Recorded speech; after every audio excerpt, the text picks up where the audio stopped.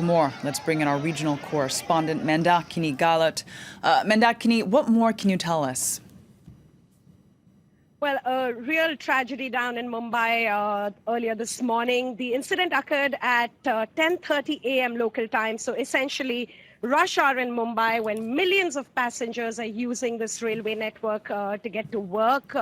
The incident itself, as you mentioned, occurred on a bridge that connects two of the city's fairly important railway stations. The fact that it was raining, of course, worsened the situation as hundreds of passengers were in these stations seeking shelter from the rain. Now, there are heart-wrenching visuals on Indian television screens that really just show a crush of bodies on this bridge as people try to get on and off it at the same time.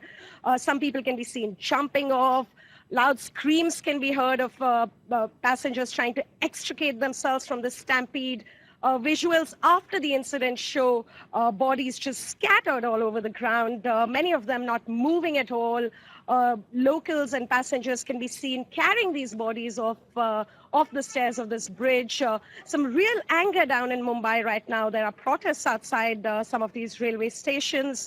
Of course, the Prime Minister has tweeted his condolences, and the rail minister is there to monitor the situation. But as one angry eyewitness said, this really was a disaster waiting to happen. Well, then you mentioned that this, of course, is such a tragedy. How common is this type of accident? Well, unfortunately, fairly common. Now, this incident, of course, has shown a spotlight on how old and insufficient Mumbai's transport infrastructure is. It's really not sufficient for the city's 20 million residents. But more broadly, India has one of the largest rail networks in the world, spanning 70,000 kilometers. 23 million people use it daily. But on an average, 15,000 people are killed, because of falling off overcrowded trains every year. The government has called it India's annual massacre.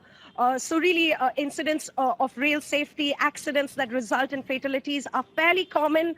The Prime Minister and his government have said that addressing this is a priority for them. They've invested $100 billion over the next 5 years, but many are asking whether that's enough. Much of this infrastructure was built over 100 years ago during the colonial times by the British. Mandakini, thank you very much for that. Mandakini Galat reporting there from New Delhi.